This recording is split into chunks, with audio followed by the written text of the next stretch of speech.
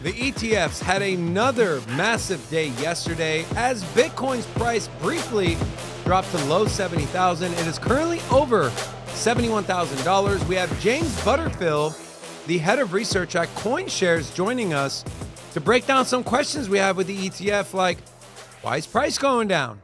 Like, why is Grayscale launching a mini Bitcoin trust with lower fees? Why don't they just adjust their big one? Also, we're talking about Craig Wright. The jury or the judge has decided that he is not Satoshi. Wait till you hear what the judge had to say. Pretty interesting stuff. We're also going to be looking at some Cardano. We're going to look at Chainlink and CCIP and how that is coming along. And meme coins continue to run wild. When should you start taking profits off the table? We have that and much, much more on today's episode of Sin City Crypto. That's right.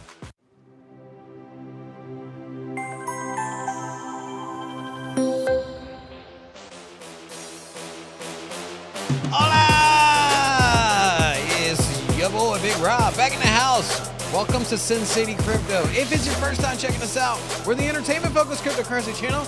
We take old, boring, stale information, and, well, we repackage that thing up in a fun and sexy, it's a bull market kind of way. Oh, man, I smell 75K. Yeah. Yeah, it's around the corner, bro. Smell the fart. No, here's the thing. The gravy train? We've been we went up. We've hung around 73,000. I feel like we're testing it, right? Same thing happened with 70K. We kept going up, hitting 70K. Test it. Broken. And yesterday we were at 73K for a brief window.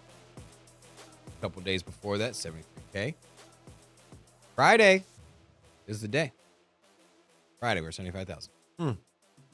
That might be true because, the man, Michael Saylor, is at it again. Just about 800 million in Bitcoin. What's another 5, right? MicroStrategy to raise another $500 million via debt offering to snap up more BTC. Same strategy they did last time, the convertible debt notes. And so we saw what happened last time Michael Saylor did that. I did it over a weekend, too. I believe it was on a late Saturday He did or it on Sunday? a Saturday, yeah, Saturday night. It's on Saturday. And, well, we saw what happened with Bitcoin. It rallied. Are we going to see the same here? And is he ever going to stop buying Bitcoin? Answer is Save no. some for the rest of us, man.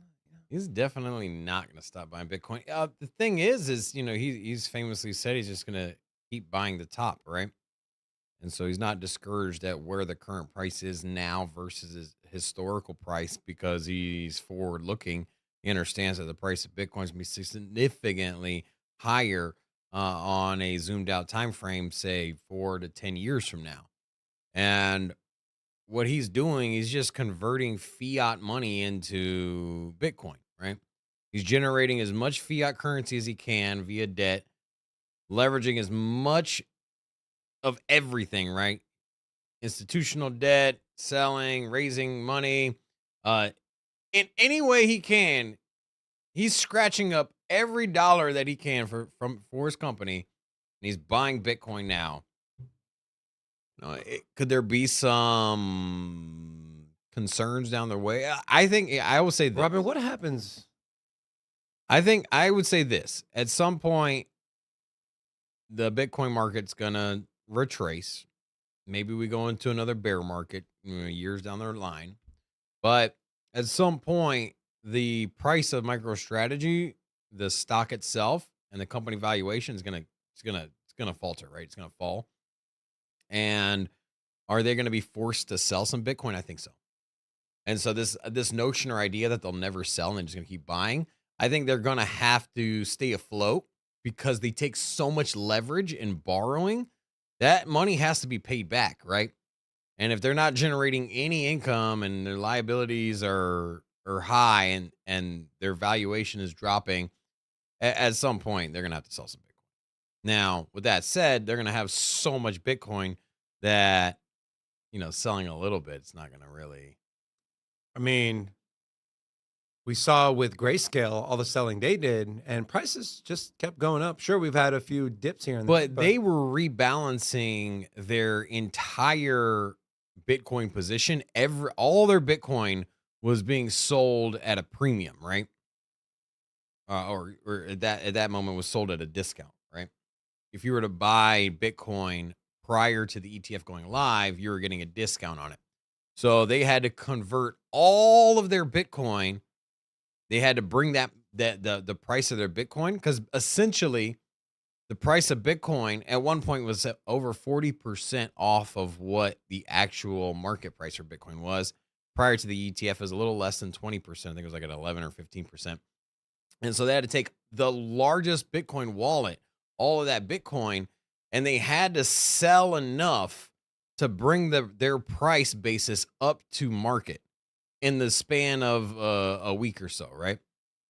They couldn't just convert all of their Bitcoin over because the price didn't match. So there you go. Now that's the MicroStrategy situation. They're just going to leverage a bunch of debt, and then they're going to have to pay. They're going to have to come up with money, and if the markets are down and their valuation's down, I don't know. I mean, I don't know the details of it, but I'm just saying that I wouldn't be surprised if when Bitcoin takes a downturn, MicroStrategy is going to be forced to sell some Bitcoin. I can see that happening.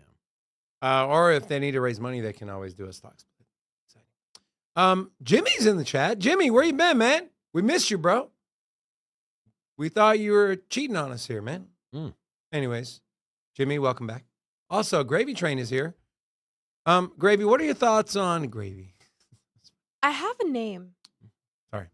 You gave yourself that nickname. I did not give myself that nickname. Gravy Train? I did not do that. They did that. Well, you guys did that. Who's they did that? You talking to the chat? You just refer to them as they? Hi, they. Did you ask him if that's the pronouns they like? Yeah. What do you want me to say? What are your thoughts on Michael Saylor buying 500 million in Bitcoin? They people, will you hit the like button? Because if you have not, we would appreciate it if they did. So I really can't. I thought it's a cool nickname. They? Gravy Train? Oh. I mean, They. you got a pack of gravy in the mail, didn't you? I did, but I didn't. That wasn't my doing. I know, but there's a reason that was sent. Yeah, but you guys started calling me Gravy Train. Because you gave yourself. I Anyways, did we're not getting give nowhere myself here. that name. Okay, if you don't like Gravy Train, we'll just call you Ashley. Wow. Okay. Any thoughts on Michael Saylor buying $500 million in Bitcoin? Yay, Michael Saylor. Thank you. Can we get a round of applause for Michael Saylor, Rocco? Yay. That was good. That was good. Thank you. Thank you. Robin, people keep trying to find who's Satoshi. My thing is, let it go, guys. It's better if we don't know. Okay? There's one man who was trying to say he is Satoshi, and that is none other than Craig Wright. And well, he just got a zipper on his mouth, just got closed. No longer is he Satoshi because a judge has ruled he is not only not Satoshi, nor he is the creator of Bitcoin. And final words from Judge Mellor. Having considered all the evidence and submissions presented to me in this trial, I've reached a conclusion that the evidence is overwhelming.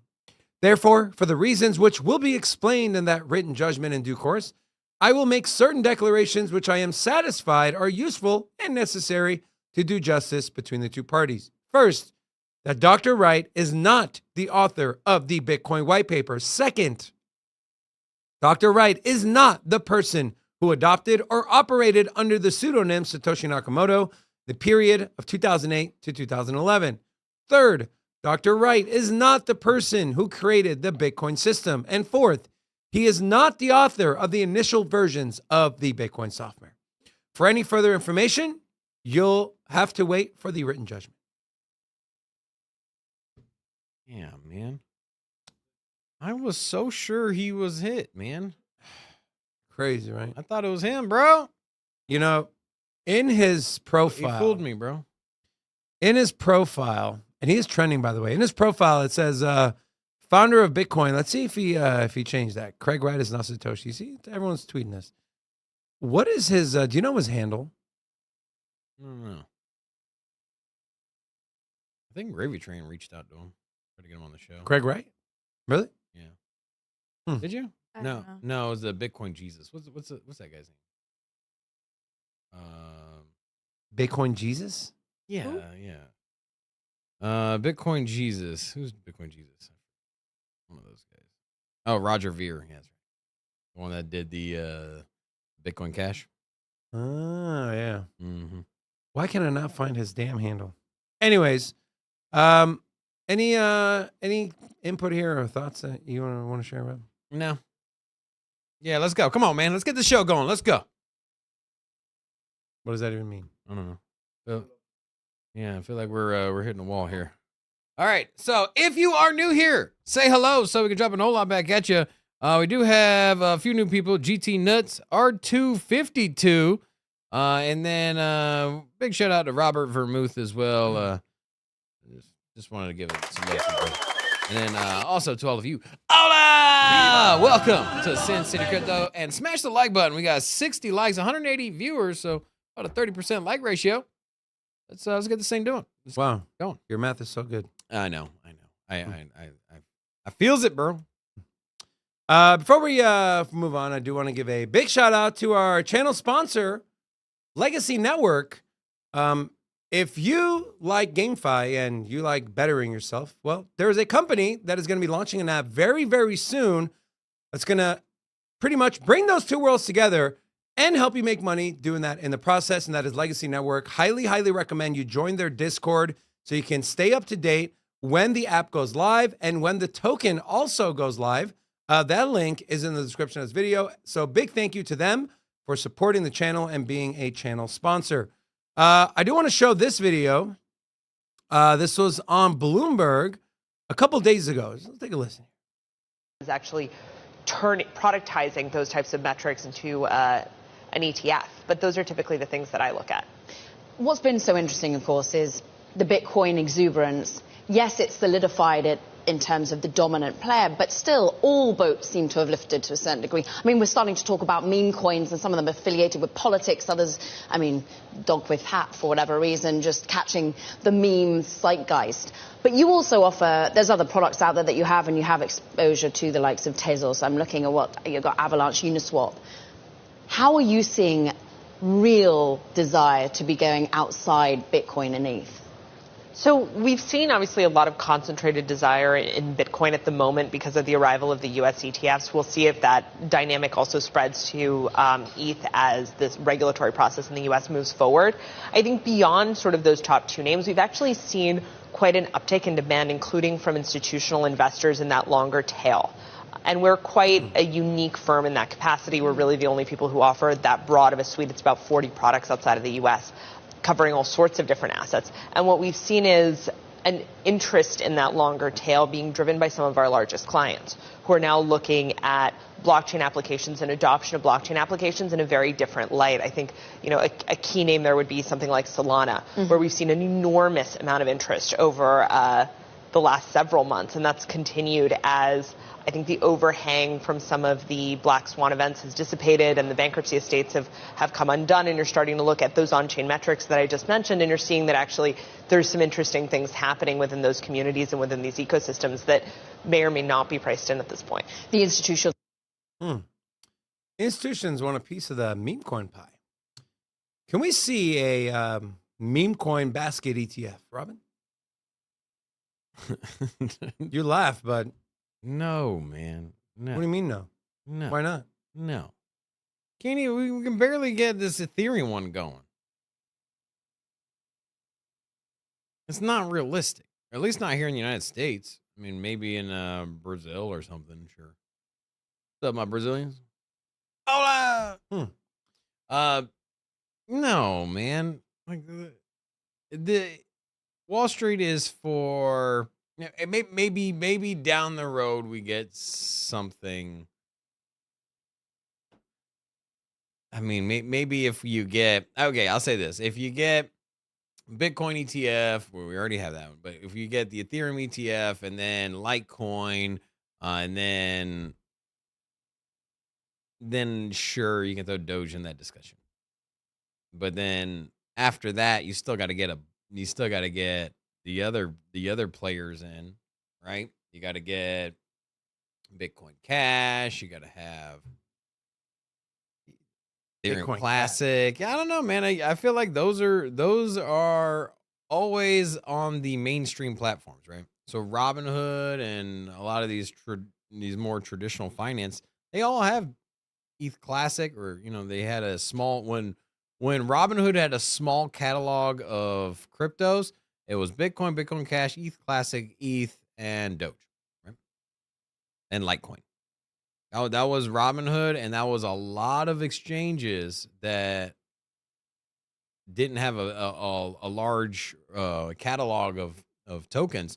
Those were always there, and I don't know. I feel that still to be the decentralized plays, I guess you could say. Bitcoin Cash, you can kind of argue about that one, but Can't you argue that meme coins, right? Majority of them, at least the bigger ones, right? The contracts are renounced. It's kind of like someone launches it, they lock up the liquidity, renounce the contract, and off to the races, right? Can't you argue that it is more decentralized than something like Ethereum, like Solana, like Avalanche, like Cardano, anything like that? Also, think about the amount of money that is coming in through these meme coins, the volume they're doing, the amount of money pouring in. We're seeing the ETF wars where these companies were continuously bringing their fees down. You even had Van Eck drop their fees to zero and saw like a tenfold spike in volume.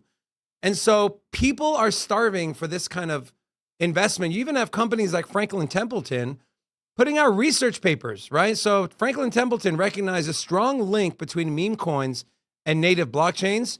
Their recent study explores the close bond between meme coins and their respective blockchains, including Solana and Ethereum. According to the recent research shared via social media, meme coins, despite their lack of inherent value, play a significant role in the network activity of native blockchains. this is what I would say.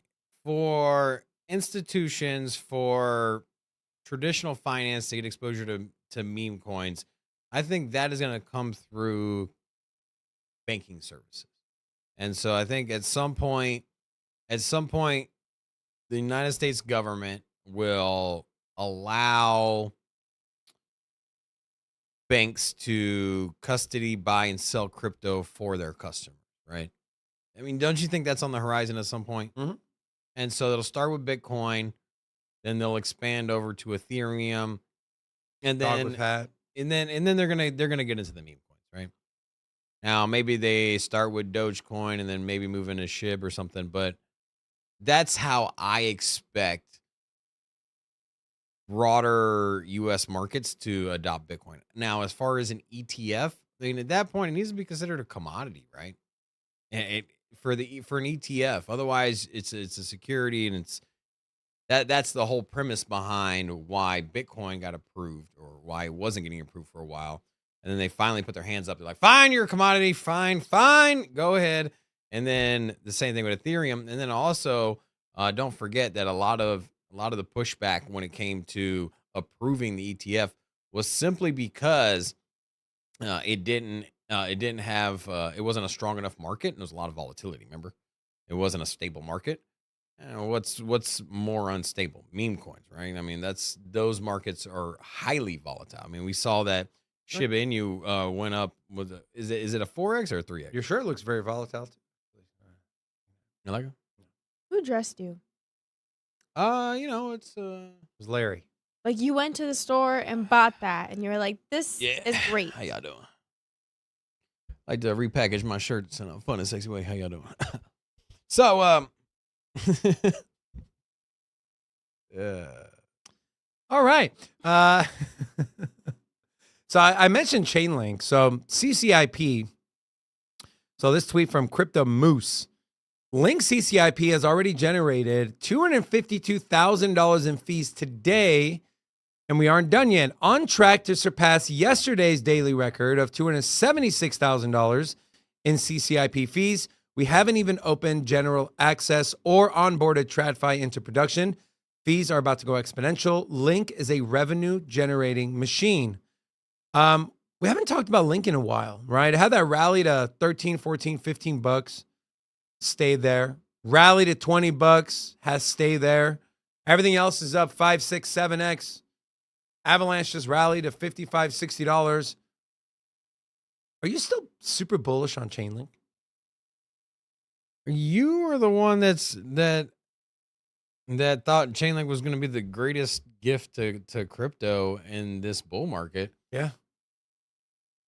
I've been telling you it takes forever for them to. This is something. In case you don't remember the arguments that we've had here, I'm like, this is a brand new thing that they're rolling out. They just announced it, probably like 6 months ago with the CCIP. Doesn't mean they weren't working. I'm not saying they're not. I'm just saying that it's new, and you're expecting them to bring on every financial institution, and everyone's plugged in, and everything's tokenized, and like, I like the vision. I like what they're doing. You know why? But for me, it's You know not a why? concern, this bull market.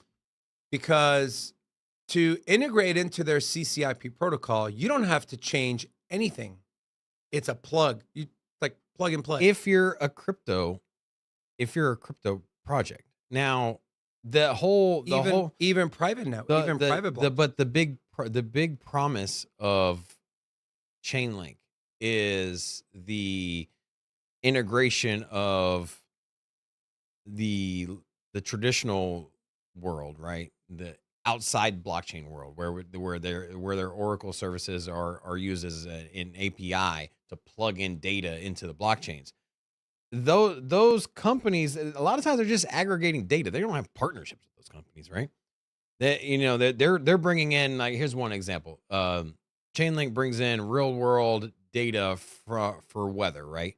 And then they use their Oracle services when it comes to insurance and farmers in some of their smart contracts, and they're plugging in real world data from weather services. They're not partnered with the weather services, right? I mean, maybe they have some kind of deal with some, but at the end of the day, they're just bringing in numbers from multiple sources, and they're hedging their bet at the same time.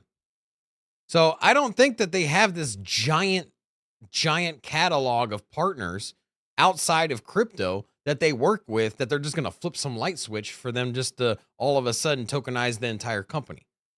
Now, the companies that already work with Chainlink that are crypto-based companies, sure, the tokenization and the cross-chain interoperability, it is fluid, and it already is set up there. Yes, the parameters are already there. However, this is something that's also offered by other blockchains. So now they have competition. They're not the only person doing interoperability in crypto. They literally partnered with the largest clearinghouse in the world. Okay, well, look at Thorchain, look at Cosmos, look at Avalanche. There's tons of interoperability between those chains alone that spread across a majority of the top layer ones.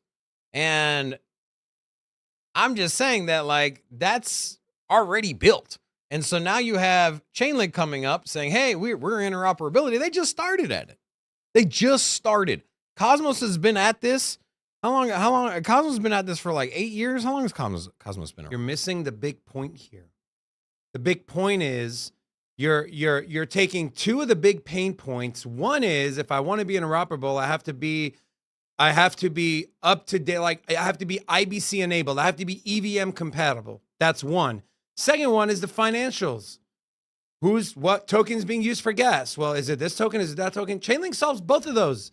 On top of that, they're not only connecting public blockchains. Other chains do that natively. They're connecting private blockchains as well. We just did a Thorchain video. They do the same thing. They are, without using by burn and mint or whatever it is, however the functionality works, they're doing the same thing. They're not using bridges, and it's talking about swaps. Yeah. Well, what I'm saying is that this is all expanding, and with the Cosmos Hub too. I'm just saying this isn't a novel approach. They didn't create something that crypto has never seen before. All of a sudden, you have native swaps. Like, there are technologies out here in crypto, and I'm no cryptographer here, so I can't tell you which ones are doing it exactly. But I just know that I routinely am researching, and I'm routinely reading that there's interoperability being built, and there is some here already. And Chainlink CCIP, I don't know. I feel like they're in a saturated market. You asked me why why hasn't it pumped yet? It's not outperforming the market. My thing is last bull market, the Chainlink rallied, right? Chainlink rallied out of the bear market, right? So if you were to take a look, here, I'll pull up the Chainlink chart. So Chainlink rallied hard in the bear market up into the bull market. So let's see here. So Chainlink on the all-time chart here. So when Bitcoin really rallied, so Bitcoin rallied from 2020, right? December of 2020 is when Bitcoin really took off, right? It went from $10,000 up into 60, right? Initially, it got up to 30,000 and retraced. So 2020, the big run up started in December of 2020. December of 2020, Chainlink was at $13. It got up to $30. Was kind of like where its height was. Now it did peak out. Now it peaked. Okay, so in a 3-week window, it went up to $48. But realistically, the peaks were more or less between $25 and $35. That's where it kind of was at for most of the bull market. And it just never really returned a lot when the bull market kicked off. And so I'm looking at Chainlink in a very similar situation in a historical pattern. I think that right now at $20, I think it could get to 60 or 80 bucks. I think that it's going to underperform a lot of the other altcoins in similar position. And I think that even Bitcoin will outperform Chainlink this year in the bull market. They did last bull market from its initial kickoff in December. So I don't know. I mean, that's my take, man. The thing is that Chainlink, when it comes to retail really drives that retail FOMO. It really drives token prices in a bull market. And just not a lot of sexy going on with Chainlink, man. Wow. I know you're bullish on it, but there's not the NFTs, there's not the meme coins on there, there's not the DeFi swaps, there's not. I know, that's exactly what I'm saying, and I'm just saying that the crypto investor that's trying to throw in when you're over here talking to me after the show, you're like, hey man, this one's about to pop off, this one's about to, this token here is about to make a bunch of money. These are all done on native chains that are outside of that ecosystem, and I'm not saying that it needs to be. I'm just saying that where is the interest for the novice investor that comes in during the bull market and rallies the prices of the altcoins? Those people are looking for short-term returns, and they're dumping money into speculative projects that are built on these layer ones that are outside of Oracle chains.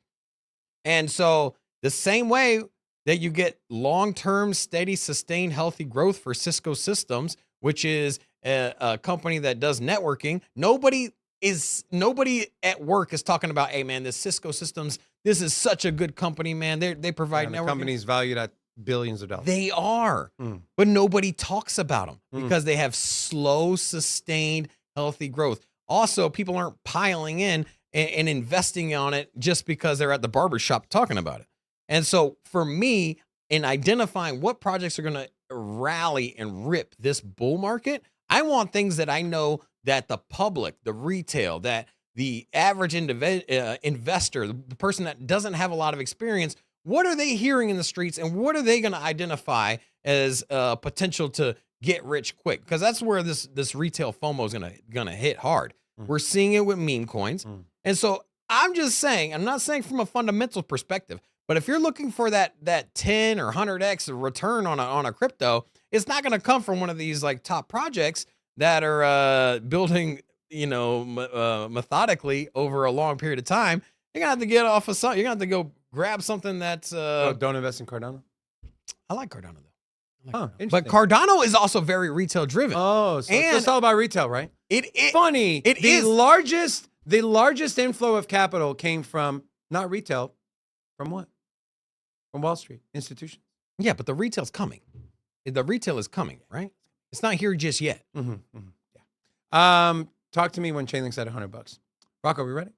All right. One of my favorite guests absolutely blew me away last time he was here. Just amazing stats, info, metrics, charts. We're super excited to have him back again. This is the head of research at Coinshares. Mr. James Butterfill is joining us. James, welcome back, my friend. How you doing? Hey. Hi guys, yeah, good to see you again. Good to see you as well. Interesting stuff for you to talk about. No worries, man. We're so excited to have you back. We have a lot to talk about today. And James, I want to start with this tweet here. So we share your research paper from on Medium every single Monday about the weekly flows. And well, we just broke a record last week. So digital asset ETFs have smashed the 2021 record with inflows following the last few days, now sitting at $12 billion year to date, compared to 10.6 in the entirety of 2021. So in 3 months, we're 20% more than what we saw in the entirety of the whole year of 2021. James, is this sustainable? I think everyone's like, okay, right off the gates, we knew there was going to be a lot of people piling in. We're not seeing this thing slow down. What are you seeing? Like, how long can this go? Yeah, let me give you an update on that. So I think it was Monday was the largest single inflows ever at $1 billion on a net basis in one day.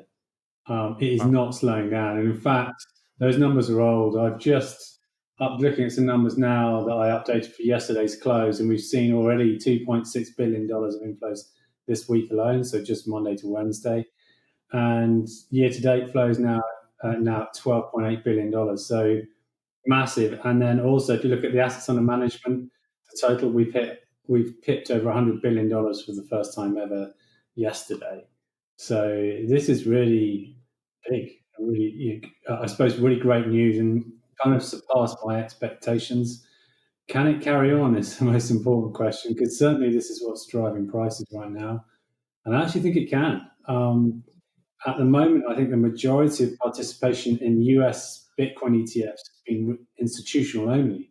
None of these fund platforms like Schwab, Vanguard, etc., have opened up for Bitcoin yet. So the RIA market, which is supposedly a $50 trillion market, hasn't yet opened up. So this next phase, we've seen Carson Group open up the fund platforms there for RIAs. That's really the only one so far. So in the next few months, I think they'll open up and that'll provide another leg up potentially for inflows. Do you have a end of the year prediction as far as what the total AUM will be for all of the ETFs? I've heard 60 billion, 100 billion. Is there a number in your head that you're kind of thinking about? No, I just think you've got to be careful at doing that. So one way is looking at proportionally. So back in 2021, we saw in the whole year, we saw 11% of assets under management inflow into the market. We've already seen that this year. So you can't use that as a benchmark and say, okay, let's try 11% again. So we've already surpassed that now. I do think the number's higher than where it is today. For me, the best guide is to say like what impact it will have on price. So if we hit $14 billion of inflows, that would equate to a price over 100,000 potentially. And it's interesting, I've just done a lot of work looking at the futures market as well, looking at how options are positioned at different price points. And there's a lot coalescing around these kind of 75, 80,000 mark. And then after that, it's pretty much a clear run to 100,000. So quite, I think, positive for price. I'm just reluctant to kind of second guess on flows. It's very difficult to quantify. Yeah. James, we often talk about all the inflows, right? Eventually, people are going to probably take profits. Do you think these investors are the type of investor who are entering into Bitcoin via the ETFs, the type of investor where they're like, hey, we want to invest in this project for the next 5-10 years? Or is it a thing where, hey, if they double their money or triple their money, this could potentially bring even more volatility to the markets, where a lot of people are thinking it's going to do the opposite? Yeah, so I think actually a lot of the institutional money, generally institutional money is less sticky than retail money. So retailers, they tend to buy and they tend to hold, they tend to hodl. But actually, I think a lot of the institutional money this year is based on their rationale for investing, probably quite sticky money because they are employing the sort of a fixed weight strategy where they will rebalance. So let's say you've got a 4% Bitcoin position in your portfolio and the price falls down to 3%, you'll add more every quarter to hit that 4% again. And vice versa, when the price rises, you'll sell out to get back to 4%. And that is, you've got a target weight unless something really strategically happens, something really different in the market, like the Fed suddenly decides to massively hike rates. I don't see that money moving out. So it's probably quite sticky money in that respect. And just that rebalancing process, it will have a dampening effect on volatility, and that's already happening. 5 6 years ago we saw 250% annualized vol. We're now, even in these price environments, we're now at around 50 45% volatility at the moment. I'm just curious, and I don't know if you have any insight on the supply and demand or over the counter, but no, we keep hearing uh, this narrative that the over the counter supply of Bitcoin is drying up, and we're mining 900 Bitcoin a day, and at $70,000 per Bitcoin, 900 Bitcoin equals $63 million. And so when I do the math and I'm like, hey man, these inflows for these ETFs are face melting, right? They're over half a billion dollars on the volume, and then the net inflows. I don't have the numbers in front of me, but the net inflows are definitely a lot higher than the 63 million. And We saw 683 million in net flow yesterday. net inflow, yes, geez. So it's a 10x what's being mined, and the miners are not actively selling everything they mine.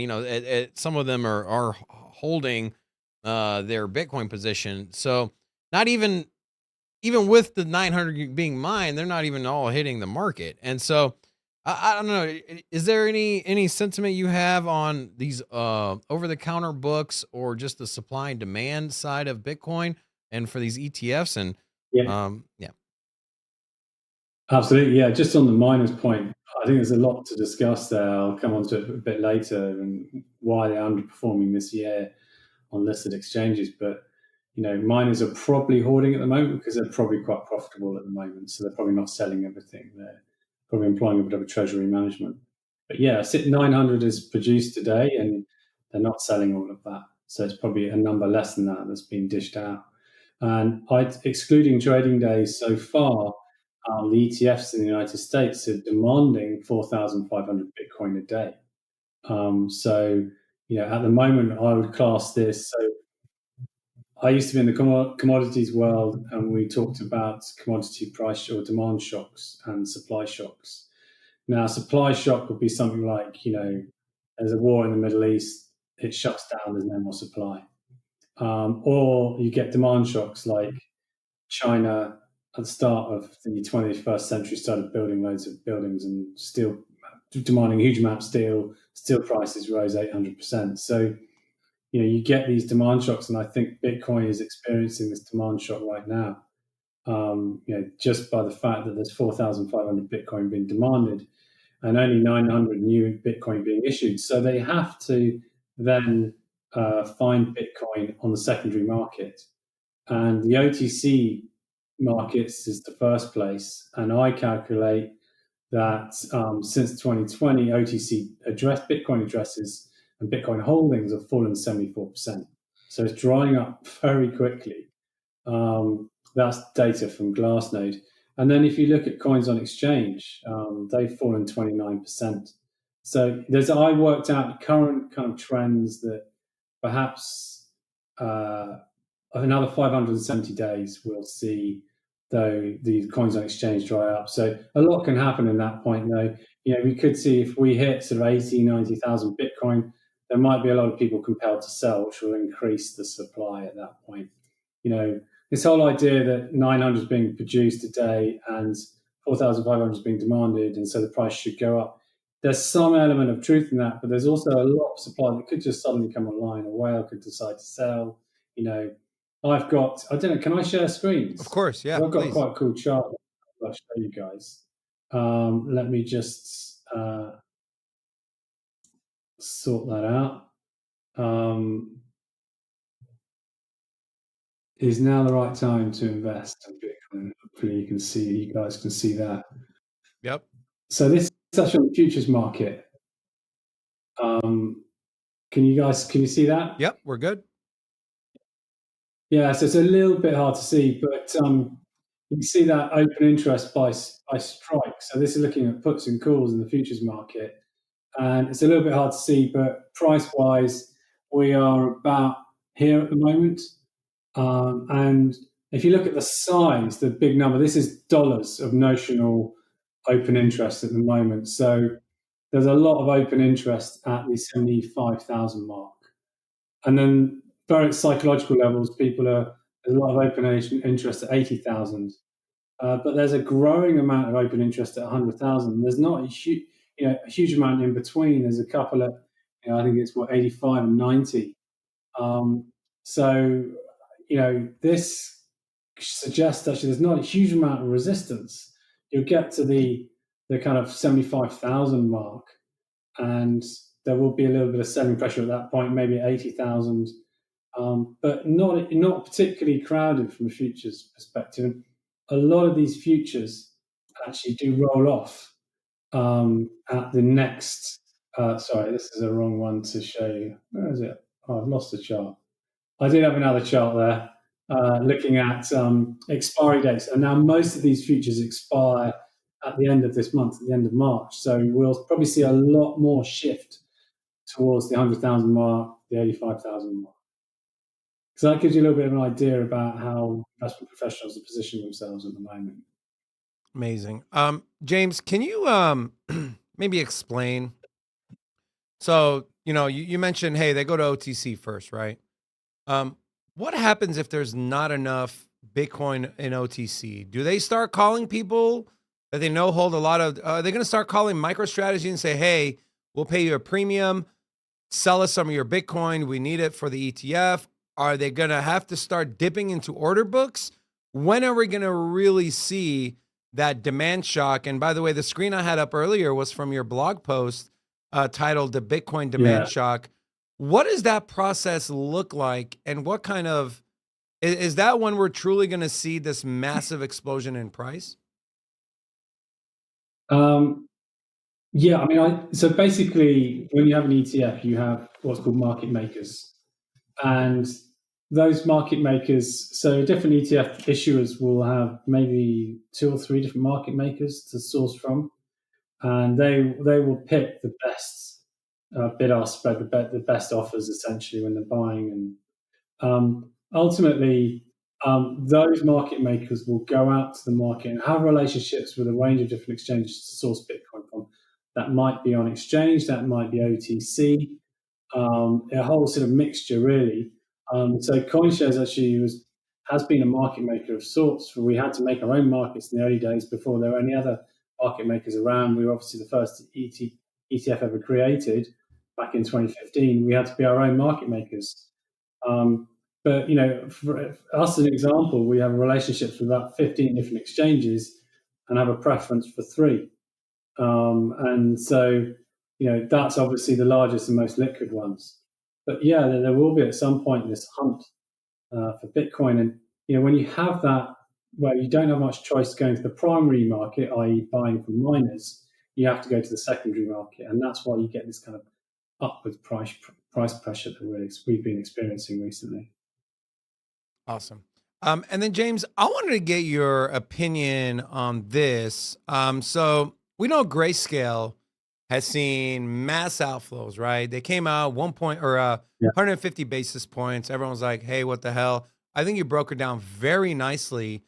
You gave some clarity on that, which completely made sense. But now I'm looking at this. Grayscale is eyeing a mini GBTC spinoff as outflows top $11 billion. So they filed a request with the SEC to introduce a new mini version product of its GBTC fund. It will be intended to be a spinoff of the larger GBTC funded by a certain amount of Bitcoin from the main ETF fund. In exchange, current GBTC investors will get shares of the mini trust without triggering a capital gains tax. Why not? And forgive me if I'm being it's a stupid question, but why not just reduce the price of the other one? Why just launch a brand new product? Can you maybe break this down for us? Yeah, I'd love to be a fly on the wall in the the Grayscale boardroom. Why commercially would you cut fees? You're managing $28 billion of Bitcoin at the moment. You're earning 2.5% on that. When you're the incumbent in the United States, you're always going to be bleeding market share. So in many respects, it's better just to hold on for as long as you can, charging as high fees. I think it's 150 basis point fees at the moment compared to 20 or 12 for iShares. Why would you reduce the fee? It's better just hold on and bleed that market share. But the only thing is they've been bleeding so heavily. I think it's close to kind of $12 billion they've lost in 2 months. So there's probably a little bit of panic stations thinking we need to come up with another solution to hold on to some of these assets, or we are literally going to go to zero. So they've come up with this product. It's quite innovative. From a legal perspective and tax perspective, I don't know, how viable it is. I'm guessing they've done their homework and that it is, and it's a very clever solution to offer a new fund for people to funnel into, so it doesn't go to the competition and they maintain that market share. But let's be sure. I mean, the fees will drop dramatically, so Grayscale's income will obviously drop dramatically because I'm guessing a lot of people will shift into this product. Quite a clever solution, creating a special dividend that that switches into this new product without triggering a capital gains tax. I imagine for many people this has been a big problem. They don't want to tackle that capital gains tax event. So if you were switching from Grayscale to iShares, you would, and there's no doubt about that. Different legal entity, but this solution, maybe there is some tax because there's a form of dividend, and but it will be less. So this is an interesting kind of way of dealing with the problem Grayscale are facing right now. I thought the same thing, and I'm just thinking, can you imagine if, like kind of what you mentioned, instead of the outflows going to BlackRock or just completely cashing out, they're now going to another Grayscale product, and if we start not seeing the massive outflows and it's just inflow, I mean, you don't got to be a mathematician. As you said, the demand shock, right? James, go ahead. Yeah, I don't think Grayscale have the same established kind of channels and distribution lines that iShares have. So even still, I still think they're up against it. They don't have this giant sales team that can go and speak to all these institutional fund managers. It's a tough gig. It's a tough gig for them, really. And they've done, it's been fantastic for them over the last 10 years. James, can we get an update on the Ethereum ETF? What are you hearing? Is that, we covered this last week as far as, hey, the Bloomberg guys, the ETF analysts at Bloomberg, they are dropping their approval odds down because they say, hey, look, with the Bitcoin ETF, we saw the SEC reach out. They had people come in. They were talking through their applications. We're seeing radio silence on the Ethereum ETF. Robin's point was, well, they don't need to have all those conversations because they've already launched the Bitcoin ETF. This is just going to be more in the same. Is there anything you're hearing? And is there a number in your mind as far as percentage odds of an Ethereum ETF getting approval before the May deadline that I believe BlackRock has? Yeah, I think we was kind of 50-50 for May quite some time ago. I think people got a bit overly optimistic. It just feels like this could well be a replay of what happened in September last year for iShares Bitcoin ETF application. People got very hyped up, thought September was the date, and it wasn't. Disappointment, price fell a bit, and then we obviously had the Grayscale lawsuit, which really turned things around. I think May could well be a disappointment. There are some questions about grantor trusts. I don't think grantor trusts you can allow staking within a grantor trust structure. So I'm skeptical they will be able to offer staking yield or even stake the products, the Ethereum ETF. So I don't know how much of a kind of issue that is with the SEC, but I know the SEC will like you to leave it to the last minute to approve an ETF. And I think there's only one or maybe two issuers that have the deadline in May. I think it will get stretched out till Q3 and a final decision will be made then. Oh, wow. And then we can all probably assume that once Ethereum gets one, maybe Solana, maybe some of the other ones that are seeing a lot of volume. Is that kind of your line of thinking as well? So I think it gets harder with others. So if you look at recent SEC comments over the last few years, the two cryptocurrencies they've not really mentioned at all, Bitcoin and Ethereum, in terms of cracking down on exchanges like Kraken, who are offering staking as a service. With something like, obviously, staking as a service is not an issue with Ethereum because most people who are staking they are validating. So it's based on efforts. So if it's based on the efforts of others, from the Howey test perspective, then Solana and others would probably fail that. And so, if you're offering this kind of staking as a service like Kraken were, then I think it's less likely to get through. And also the markets just aren't developed. We're not seeing the same volumes, any kind of market making activity yet in Solana or some of the altcoins, or futures market. So I just think it's harder to rationalize the others. I think they're quite a way away to being accepted as the ETFs. And one interesting thing about Ethereum right now is that it is quite hyped up for. We've obviously had Dane Kuhn went without hitch yesterday, but it's quite hyped up for an ETF application, and there might be some disappointment there and some potential price depreciation in the short term. Awesome. James, we truly appreciate you joining us. It's always a pleasure hearing your insight. Thank you for being so gracious with your time, and we look forward to talking with you again in the future, man. Have a wonderful day.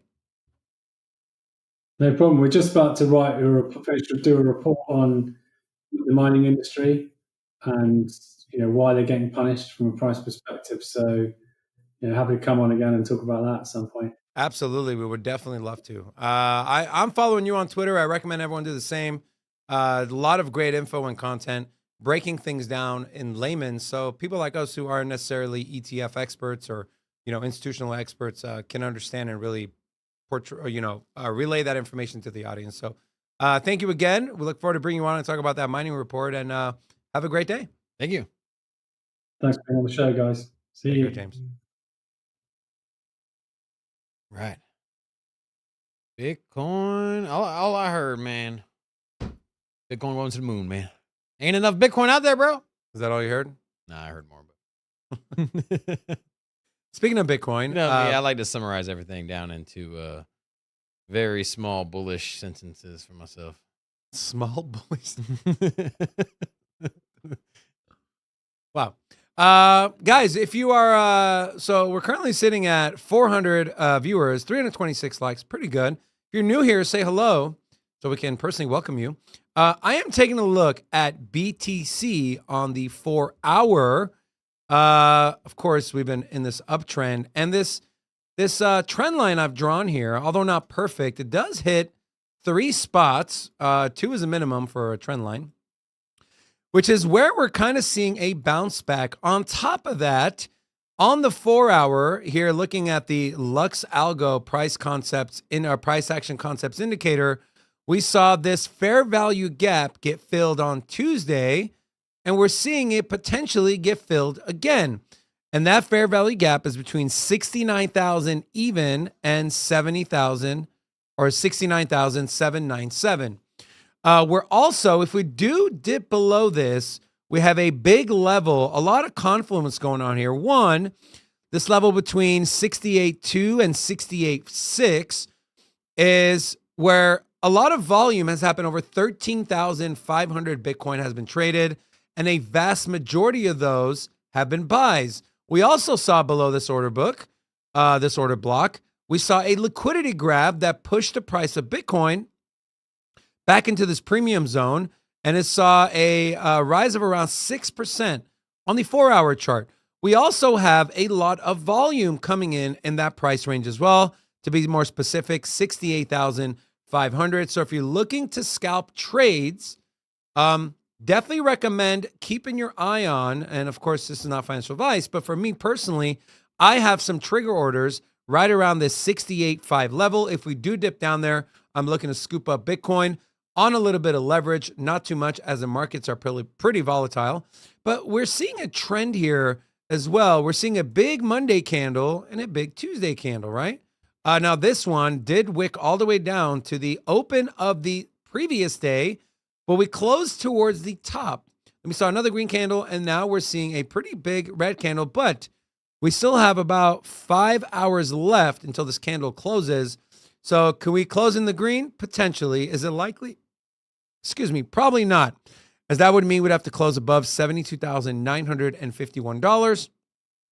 But again, guys, these are some tools that I use, and I recommend if you're a serious trader or you want to find some levels, definitely use these as well.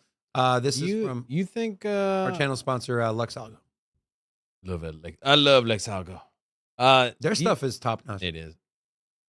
Yeah, I'm not that plugged into the charts, but LuxAlgo makes it easy for me, baby. So do you think we'll be under 70K by the end of the day, say midnight? You think we're gonna trade? Because the thing is, we're right there right now, man. We're at 70K, 70,000 flat right now is where we're at. So take a look at 24-hour volume. We're over $145 billion. A lot of volatility in the market. So you think we're? I'm 50-50. You're 50-50? Yeah. I mean, look, teetering at 70, right? Yeah. And the where this gap ends is right at 69.9. So we saw that gap get scooped up in the same candle that it dipped under, right? This massive candle here, which was ended in about a negative 0.25%. But we saw price go all the way down to 68.3 and close at 60. Where did it close at? 71.4. So a lot of volatility within that 4-hour period. Can we see potentially the same thing? Yeah, sure. But no one knows in the future. But if you were to back me into a corner and force me to make a pick, I would probably say we'd be over. Yeah, get in that corner, bro. Get in there. Over 70. Now I do want to get a little love to the chat though. If you are new here, say hello. We'll jump an hola back at you. Fahad, Crypto Slab, Calv's Beans, Got a Life, Gary Gensler, obviously. Get a life, Gary Gensler. Yes, exactly. Maria, Real 83, The Osbournes, Tetsuro, Nathan, Prabasin, Karel, Grateful Dead, and Golden Giant 58. To all of you. Hola! Welcome to Sin City Crypto. Did you see this is the price of Bitcoin coming up this weekend? Oh no, it's actually the SpaceX launch. So isn't this the largest spacecraft to ever? Yeah, so this is the one that blew up twice, right? So they had this is the one that's supposed to take us to Mars, right? Yeah, this is the big boy right here, man. Look at this thing. And then of course Elon yesterday said Doge to the moon, and well, Doge pump. Bro, man, I mean, shout out to Elon Musk. Hate him or love him, I mean, the man is single-handedly trying to send us to other planets. So, I mean, it's a pretty cool feat there. So, I mean, when you talk about like somebody's pull, be like, dude, I can send stuff to space. Like, I mean, that's about as big a troll as you can get. Like, I can also send prices of cryptocurrencies to all-time high. Yeah, he can. He can pretty much send anything to the moon, apparently. A lot of A lot of pull there. So that was pretty cool. Yeah. And then what else we got? Look at them. ETH, just taking a look at the markets here. So went over Bitcoin. Bitcoin is still up over 35% over the last 30 days, up 3% over the last 7 days. But ETH just can't cross and stay above that 4K mark. As we saw with the Denkun upgrade, this ended up being a buy the news or buy the rumor, sell the news event. As we're currently sitting at $3,800. Solana had a nice rally, came back down to 163. XRP's at 66.7 cents. Cardano did a Cardano video today. I think this thing's getting ready to pop big. Huge. And then Doge and Avalanche round out the top 10. But a little further down, you take a look at something like Polkadot. It just hasn't. I mean, It's up 45% this week. dude, What do you mean? it's at $11. It's up 45% this week. More than Avalanche, more than Chainlink, more than Polygon. I mean, what else you want? You wanted to do SHIB's numbers? Not more than You're your like, this- protocol. You said this Polygon hasn't moved in 7 minutes. You know, like, get out of here, bro. I mean, I'm not a big Polygon fan either, but it Not has, a big Polygon it has, I mean, excuse me, I'm not a big Polkadot fan either, but you know that. It hasn't outpaced my boy Near Protocol though. Wow. Near $8. Wow. Is $100 Near crazy? No, I don't. That would put it at 100 billion market cap. Well, here's the thing. What is the market cap of number 10 cryptocurrency in this next bull market? Now, I'm not talking about whatever is at the number 10. I'm just saying, let's say Bitcoin's price is $185,000, right? You're really, maybe it's not the very tippy top, but let's just say. Tell me the overall market cap of crypto. That's what I'm saying, is that that pretty much is my question. So how much of a market cap is the last of the top 10 crypto sitting at? Just put it in perspective, okay? If the overall crypto market cap reaches $6 trillion, a $100 Near would give it a 1.6% market share.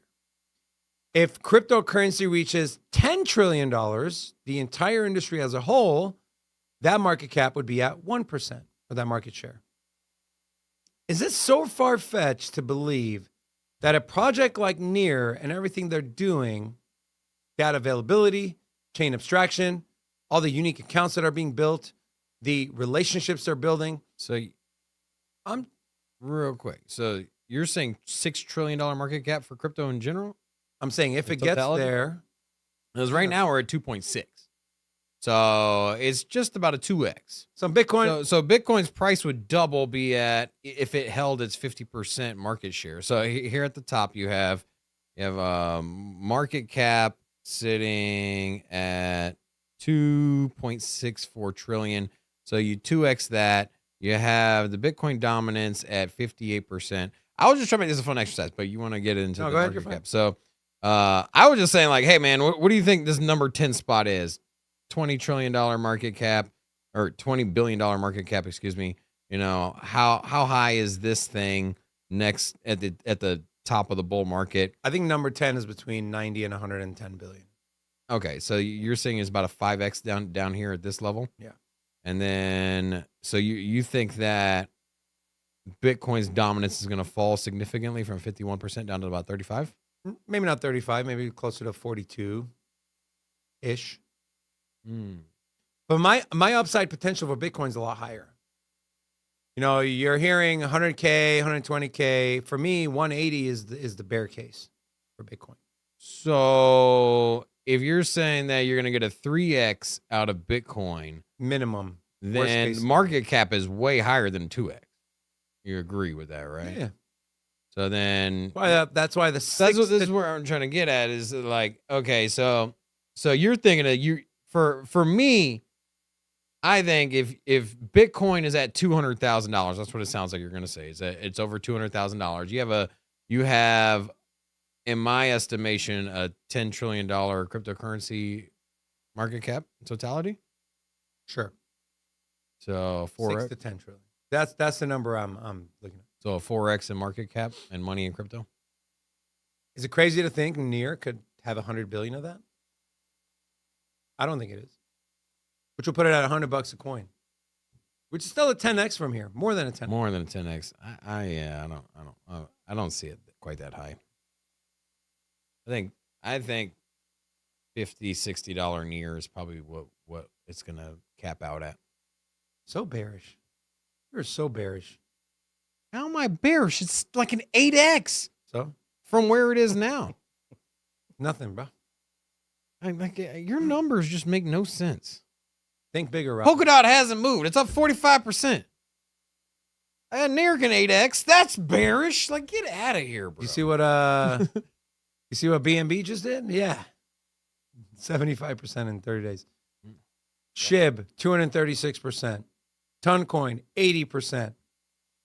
You have Near, 150. Uniswap, 100%. You right? know 100% is a 2x, right? Correct.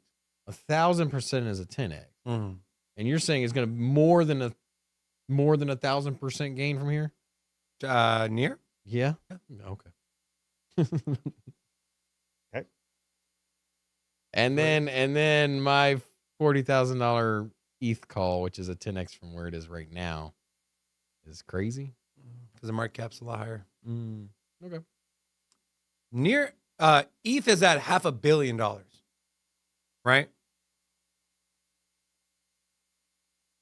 It's a lot of money. Takes more to move it as you go higher up in market cap value. But I'm telling you, man, once this altcoin market pops off, ETH is king, bro. It was last bull market. It's going to be king again. That's where NFTs are. That's where the DeFi plays. That's where borrowing is done. That's where altcoins are launched. That's where meme coins are launched. That's where smart contracts live, man. It's just the reality of it, man. Until they get knocked off the block, when altcoins rally, ETH's leading the charge. There it is. it's going to be hard. Here's the thing, too. With everything becoming more interoperable, right? And it's deflationary. Yeah, I'm pretty bullish on ETH. 40K by 2026? I don't think so. Will it reach 40K eventually? Yeah. But in the next year and a half? No. Anyways, that's all we got for today. We hope you enjoy the content. If you're new, make sure you subscribe to the channel. And make sure to not miss our Cardano video is $10. Crazy to think Cardano can reach. 2 reasons why we believe that is a decent possibility. You're going to want to watch the video. If you're a member of the channel, you do get access first. So big shout out to all the members. Big shout out to all the moderators for helping keep the chat live, active, and free of any BS. We appreciate you guys. And that's all I got. Anyone else in the studio want to say something? Something. Oh, I got a little snack jar here.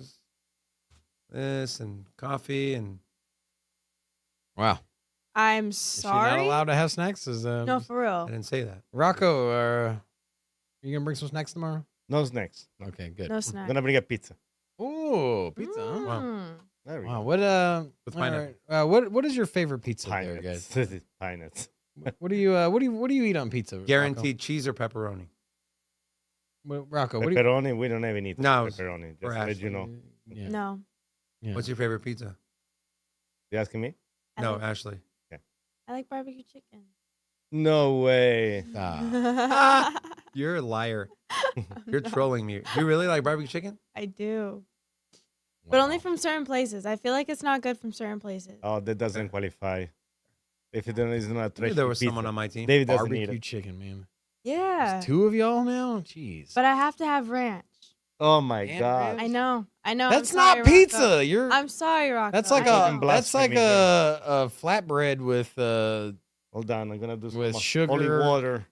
yeah. Gotta be less- gotta high be less high space. fructose corn syrup and Jeez. flatbread He said plus Oh my God. salad dressing. I got this water from the Vatican. It's a holy water. It's my only water. Well, what are you putting on pizza there, Rocco? Usually, my first choice is just Meatballs. straightforward, very good buffalo mozzarella and very good tomato. That's my first choice. San Marzano tomatoes. Do you believe in pineapple on pizza? No, but if you can grill the pineapple is fresh, we can talk about. Okay, we can talk about it. Oh, Okay. Okay. So no, what if we just put it out of a can? He, and- so he- You don't qualify for sorry, Dave, you don't qualify for the pizza. Jennifer Lee says taco pizza. What do you- Taco pizza. Interesting. Yeah. I would rather eat a can't taco do that. pizza than a barbecue chicken pizza. I would just say that right now. says a lot about you. Put some beef on Ew. that thing, a little lettuce. Not saying that I go for that, but I'm just saying I've had it before. It's really not that bad. I can vibe with that one. For But- sure. Yeah. I think they're gonna finger tornado this conversation. All right. Go ahead. And that's it. Do the honors. No more pizza with Does- No more apple pizza. and tacos. I'm Does it spin clockwise or counterclockwise?